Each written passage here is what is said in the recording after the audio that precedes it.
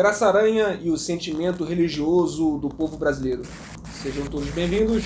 Nessa aula aqui eu vou usar como parâmetro um ensaio de Graça Aranha para definir e explicar, sobretudo até descrever a relação do brasileiro com Deus. Então, vamos começar dando abertura, né, para essa aula, falando sobre quando São João Paulo II veio ao Brasil.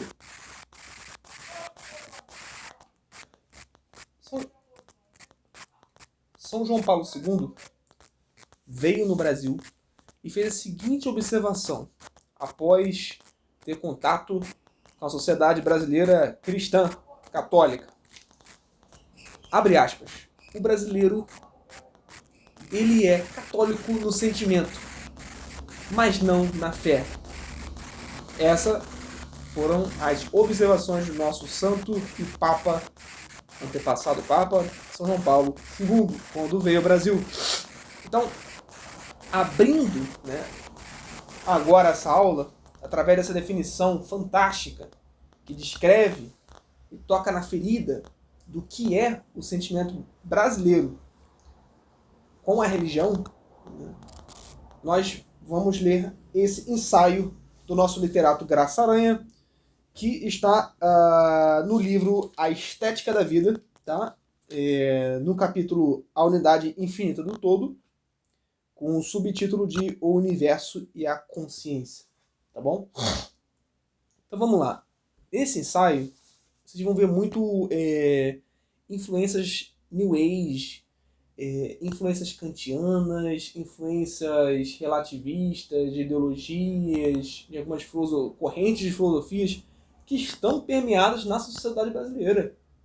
Então, o que eu quero fazer aqui com vocês é uma investigação para vocês verem o nível da grossura, da vulgaridade em que a gente está, tá bom?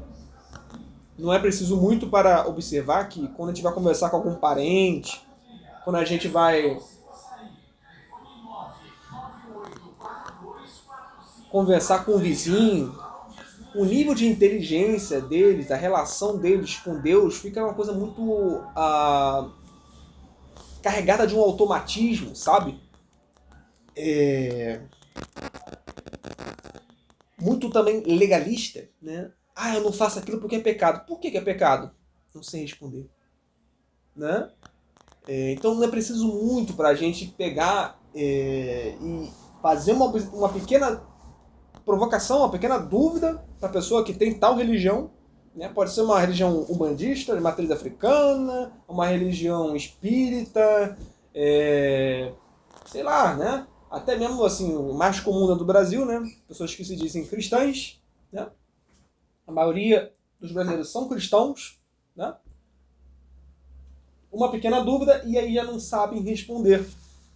Porque, antes de tudo, reduzem a religião a um sentimento.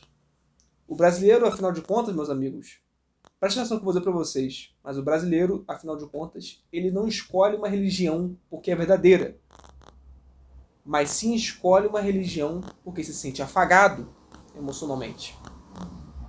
Então, a escolha, a tomada de decisão de um brasileiro para tal religião é, sobretudo e excepcionalmente, porque ele se sente acolhido, porque ele se sente ali afagado, num grupo, identificado, achou sentido, né? Tá ali, é gostosinho. E não porque ele estudou e viu que aquilo dele é verdadeiro. Você tá entendendo? Sabendo-se disso, vamos iniciar esse ensaio que se chama O Universo e a Consciência, de Graça Aranha. Vocês vão ver muito influências. E a Graça Aranha ele reduziu muito aqui, descreveu bem como é a nossa sociedade brasileira. Sendo ele vítima, viu? Sendo ele vítima dessa nossa sociedade. Ou seja, ele faz parte dessa imbecilidade. Não é que ele esteja afastado e descrevendo, né? Mas ele faz parte dessa imbecilidade coletiva, vamos dizer assim, né? Para usar termos até olavianos, né? Então vamos lá. Ele começa assim: como definir o ser?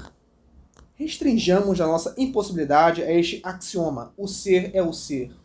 Até aqui fantástico. É a substância com os fenômenos e só nós o conhecemos pelos fenômenos. Então, vamos pegar um pequeno gancho aqui, né? Eu não vou ficar toda hora parando não, viu? Mas essa parte, essa última frase aqui, né? Vou repetir de novo. É a substância com os fenômenos e só nós o conhecemos pelos fenômenos. Isso aqui é claramente kantiano. Immanuel Kant, esse filósofo prussiano, falava o seguinte: olha, nós não adequamos necessariamente a coisa em si. O número é uma utopia. O número é algo inacessível. Nós não conseguimos conhecer essa lata pelo todo, mas só pequenos fragmentos. Nós só temos aparências fenomênicas de uma lata. Né? Aí você vai perguntar pro Graça Aranha e pro Kant, né? Kant que está influenciando Graça Aranha, né? Graça Aranha que assumiu essa verdade evangélica, né? De que tudo é uma aparência fenômenica. Tá. Você acha que tudo são fenômenos? Né? Como ele diz aqui, ó. A substância com os fenômenos é só nós o conhecemos pelos fenômenos. Tá. Nós só conhecemos a substância pelos fenômenos. É isso mesmo, Graça Aranha. Sim. Então como é que eu tô entendendo o seu texto com um sentido único, pelo qual você quis dizer, e ainda estou identificando que você está sendo influenciado por Immanuel Kant? Como isso é possível através de mim, de outros que vão ler esse texto, esse ensaio aqui, do Graça Aranha?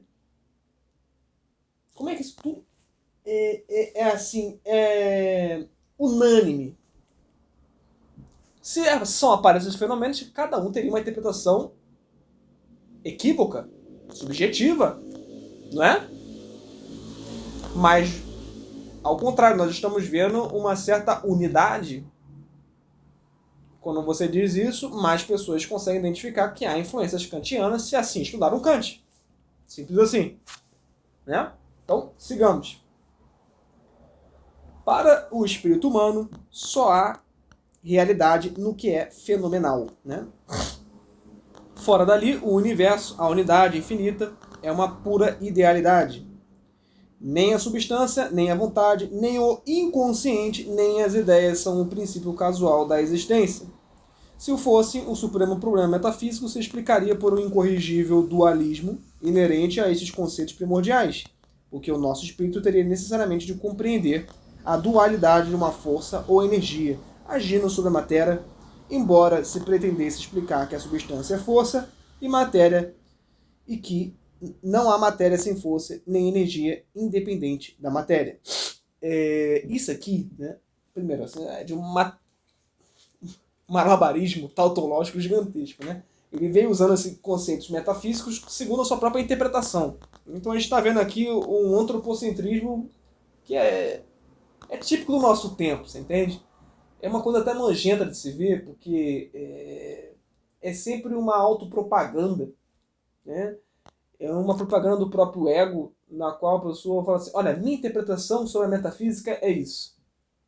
O meu conceito sobre substância é isso. E não o que Aristóteles quis tentar entender da realidade. Você entende como é que isso é muito cheio de si, muito umbigocêntrico, muito cheio de vaidade, né? Ou seja, foda-se a realidade.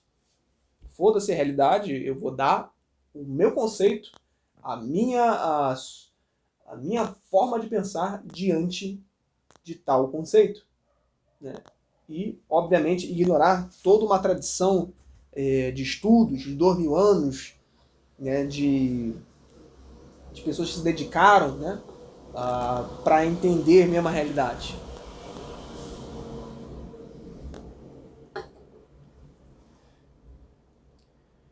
E aí ele prossegue, né? Ora, o sentimento da unidade infinita do universo é o fato transcendente do espírito humano.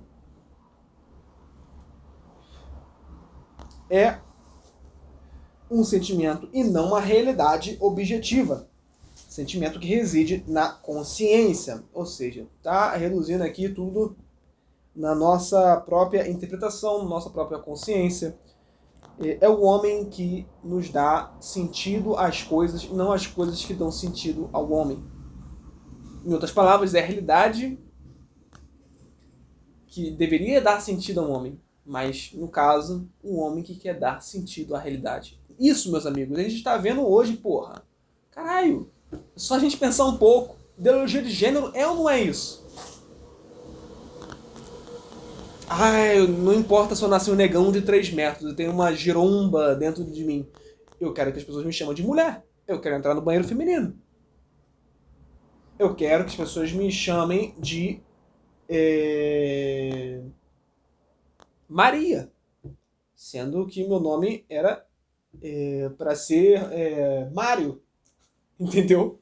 Tá uma doideira isso aqui, porque o ser humano simplesmente falou assim, tá, não importa a realidade das coisas, eu que faço a realidade acontecer.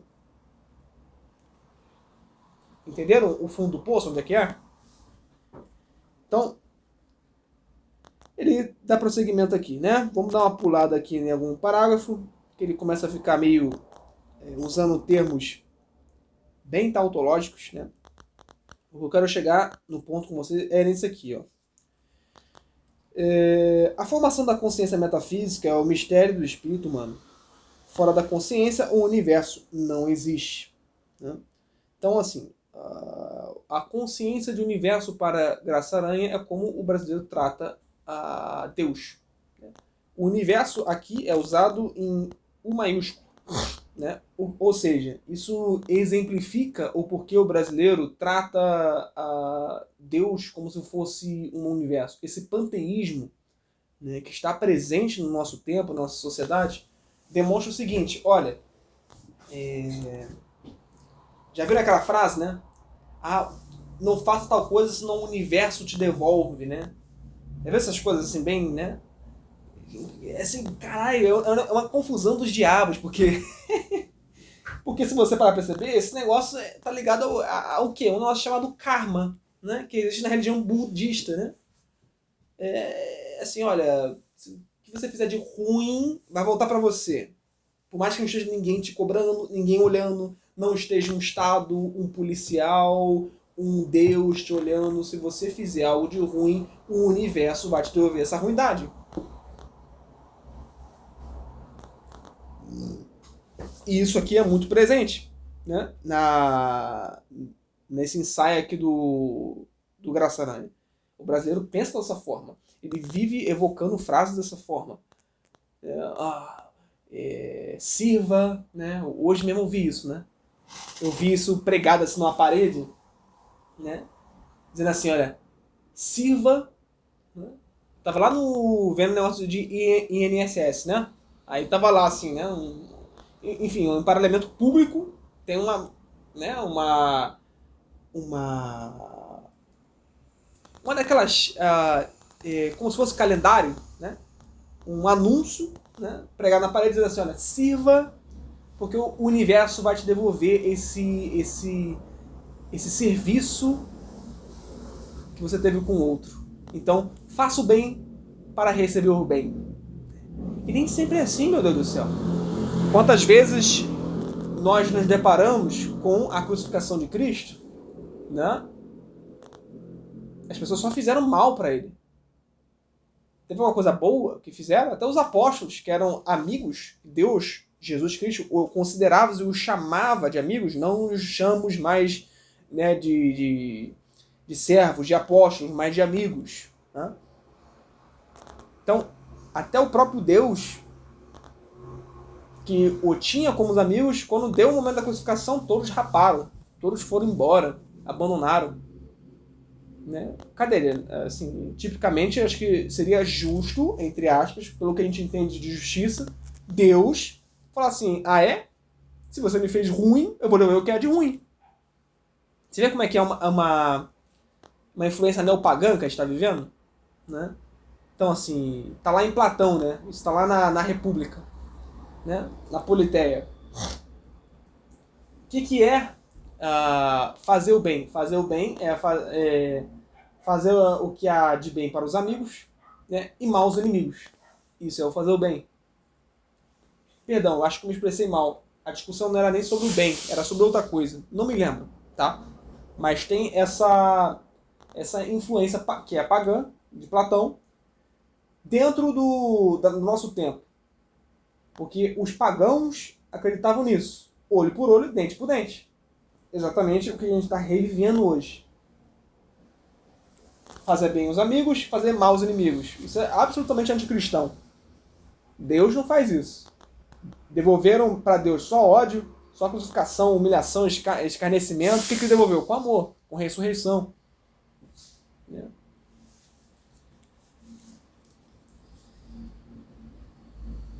Pode-se ter a consciência de si, a consciência individual, sem ter a consciência metafísica. A consciência de si tem o indivíduo quando percebe pelas suas sensações que ele forma um todo separado e distinto de outros seres. Influências aqui absolutamente cartesianas, pelo amor de Deus. Né? Quem estuda a história da filosofia, quem estuda a fundo pensadores, né? Filósofos, principalmente os modernos, vão encontrar aqui influências cartesianas nessa frase do Graça Aranha. E sim, é encontrado no Graça Aranha, obviamente é encontrado no nosso povo brasileiro. Nosso povo brasileiro há o que de mais há de influências cartesianas e kantianas. Tá? Então, para quem não sabe, René Descartes, né, ele tinha uma dúvida mortal se era possível provar a própria existência. E sendo ele o pivô, né, do racionalismo, do pensamento filosófico, né, da modernidade, né, a partir de Descartes a gente já pode chamar aquilo de filosofia moderna, sem sombra de dúvidas. Então, ele que deu essa forma de a gente ter hoje assim, olha, não dá para provar cientificamente alguma coisa, então algo não existe, não merece importância, merece nosso menosprezo, você entende? Se Deus eu não consigo provar cientificamente, logo ele não deve existir. Entendeu? Então você vai ver que a pleia de ateus que a gente tem no Brasil é somente isso. Então assim, prove o seu Deus, você não consegue? Então não existe. Esse é o argumento do nosso povo brasileiro ateu. Prove o céu. Você já viu alguém... A frase, né? Sempre jogam essa, a frase é famosa, né? Você já viu alguém que foi pro céu e voltou? E falou que você estava no céu? Não, então não existe o céu. Ou seja, só é visível aquilo que eu vejo, que eu racionalizo, se não há essa perspectiva, se não há essa forma palpável, né, de eu encontrar as coisas e definir a realidade, logo não existe, não merece, né, minha atenção. Então ele continua aqui, olha, essa consciência se entende e se amplia quando o indivíduo aplica a percepção introspectiva dos fenômenos subjetivos à mesma atenção que emprega na observação dos fenômenos objetivos. Mas o indivíduo ainda não atingiu ao domínio da consciência metafísica da existência, isto é, a explicação ou o sentimento da sua própria existência, o sentimento do todo, a casualidade. O indivíduo pode sentir e conhecer que ele não é outro ser, que está separado das outras coisas, tendo a consciência da sua unidade perfeita e os outros seres lhe aparecerem em comunidades diferentes, sem necessidade de as ligar intimamente e compor com elas a unidade absoluta e infinita. Tá. O que ele quis dizer, Klaus? Entendi porra nenhuma, Klaus. Tipo isso, né? O que ele quer dizer? Não entendi merda nenhuma. Vamos lá. Vocês lembram que eu falei do René Descartes? René Descartes, ele chegou numa conclusão da vida que foi o ápice, né? Que todo mundo fica, caralho, que foda, né? Dentro da filosofia, né? Que é o famoso cogito ergo sum, né? O que é isso? No latim é penso, logo existo. Você já conhece, né? Essa máxima de Descartes. Então, assim, essas influências que nós recebemos hoje, né, vêm através desse, olha, que o próprio Descartes chegou à conclusão, né? Se eu penso que existo, eu não posso duvidar da minha existência. Se há uma dúvida, então há algo. É algo até que, inclusive, o Mário Ferreira dos Santos faz uma investigação muito braba, eu gosto muito, né? Que é no seu livro da Filosofia Concreta. Ele fala assim, olha, algo há. não pode existir o nada porque primeiro brotou uma dúvida. Se há uma dúvida, há um ser. Esse ser nos faz particípio. Então, assim, é um bagulho muito mais, né, esmagadoramente superior, né? René Descartes. Não precisa nem, né, não precisa nem fazer essa observação. Mas o que a Graça Aranha vem querendo dizer aqui é o seguinte, olha, se eu consigo, né, identificar as coisas segundo a minha racionalidade, assim como pensava René Descartes, então logo essas coisas começam a ter um estado de existência segundo a minha própria consciência. Ou seja, aqui a gente vai ver o brasileiro dando a existência a Deus, porque sobretudo Deus, para mim, é racionalista. Vocês conseguem perceber a essência do umbigocentrismo aqui no ser humano? Novamente, a soberba, o primeiro pecado, assim, né, entre os pecados mais graves, segundo São Tomás, né? São Tomás ele listou os 7 pecados capitais por ordem de ofensa a Deus, né? O primeiro está lá, soberba, na qual o próprio Lúcifer caiu, querendo ser como Deus, ele falou, não servirei, né? Não servirei. E aí fez a sua própria legião, né, de anjos, que na concepção católica são demônios, né? São anjos que se viraram contra Deus, então, por toda a eternidade, dedicados a fazer o mal, né? O indivíduo pode sentir e conhecer que ele não é outro ser. Bom, isso aqui eu já li, né? A consciência de si dá ao indivíduo o sentimento da separação, a consciência do seu próprio eu e a interpretação dos fenômenos subjetivos dos outros seres. Antes dessa consciência conceitual, o indivíduo se considera um entre os outros objetos, e não uma oposição aos outros objetos. Bom, então ele está dizendo aqui, né, que se eu considero, olha que absurdo, né? Vê se faz sentido isso para vocês. Se eu considero, né, que eu, Klaus,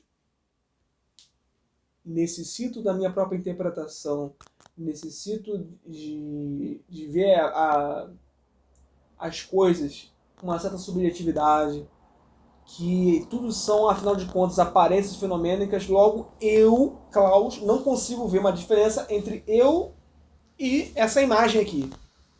Eu não me vejo como oposto, eu sou essa imagem aqui. Olha que esquizofrênico, né? Olha que coisa... Assim, não há outra definição senão uma que define bem o estado de espírito dessas pessoas, como Graça Aranha, Kant, Descartes, que é um treco na psicologia que se chama dissonância cognitiva. A pessoa realmente não se vê, né, num estado de paralelismo, né, num estado de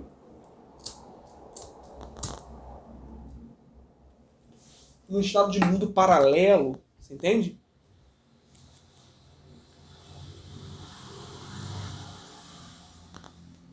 Ele ainda não é sujeito e não compreende que os outros o sejam. Ou seja, eu não vejo outros como seres humanos, eu vejo, sei lá, como estátua, como imagem, porque, né, eu, de carne, não vejo uma diferença entre resina. Assim, pode parecer absurdo o que ele está falando, né? Porque eu estou explicando para vocês, mas isso está penetrado até as raízes do povo brasileiro, pessoal. Por isso que eu estou falando essa aula. Para exemplificar que todo mundo automaticamente pensa desse jeito. E por isso que eu fico falando, essa é a minha opinião. Você respeita a minha opinião, que eu respeito a sua. Essa é a minha verdade. Você respeita a minha verdade, que eu respeito a sua. Você entende? Para eles tudo reduz à própria interpretação, ao próprio umbigocentrismo, à própria antropocentrismo, né, das coisas, influenciado por esses caras. Kant, Descartes, até um pouco do Graça Aranha, que não é tão reconhecido no Brasil.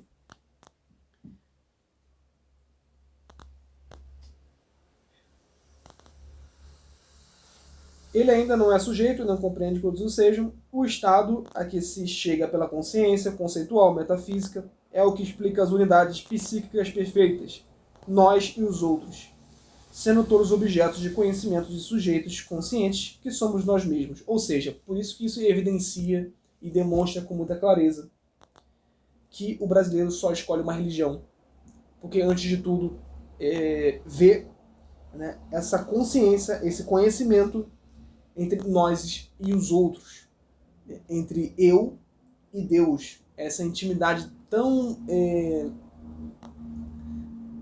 sentimental, né, que liga tão se eu vou chorar, ou se eu vou botar a mão pro alto, ou se eu vou bater palma, ou se eu vou sentir calafrios, essas sensações tão concupiscentes, que faz com que o brasileiro fala, eu não quero ser protestante batista, eu quero ser presbiteriano, eu quero ser, né, sei lá, aquele que eu me senti melhor. Entendeu? A relação de Deus com o homem brasileiro é isso. Se eu me sinto bem ou não, né?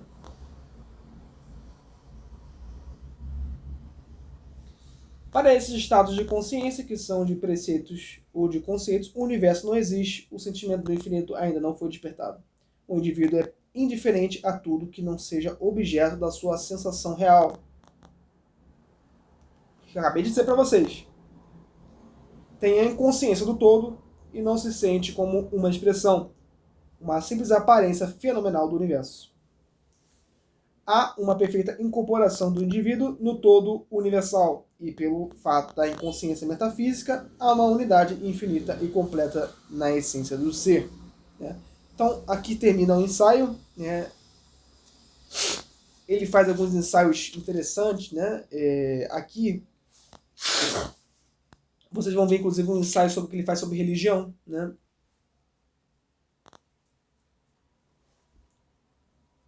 Fala coisas absurdas dizendo aqui, assim, olha que para ter uma religião não é necessário amor, ou seja, talvez até o catolicismo, o amor que Jesus teve por nós, isso não significa nada. Né? Então, eu recomendo vocês darem uma olhada também no ensaio dele que ele fala sobre religião, para complementar o que a gente acabou de falar aqui. Tá certo? Meus caros, é isto. A aula de hoje teve esse teor um pouco mais provocativo. Vocês sabem que eu não fico muito exaltado, né? Mas quando se dá com essas contradições tão aberrantes, né? Não tem como a gente ficar um pouquinho incomodado, né? Não sei vocês, mas eu fico pra cacete. Né? Que assim, às vezes as coisas tá descarada e é necessário falar algumas palavras duras para ver se desperta a pessoa. Né? Por isso que eu acho que o uso de palavrões nesse sentido é importante. Para despertar o sujeito. E somente isso. Jamais para ofender, jamais para fazer pose de gostoso, mas sobretudo só para despertar a pessoa desse mundo real. Porque às vezes você discute racionalmente com a pessoa dizendo, tá errado, provando, e ela não aceita. Ela simplesmente continua permanente nesse mundo totalmente paralelo ao mundo real. Ela continua e decide estar amputada da realidade. Então, por caridade, nós devemos tentar, ao menos, despertar essa pessoa. Tá certo? Fique com Deus e até a próxima aula.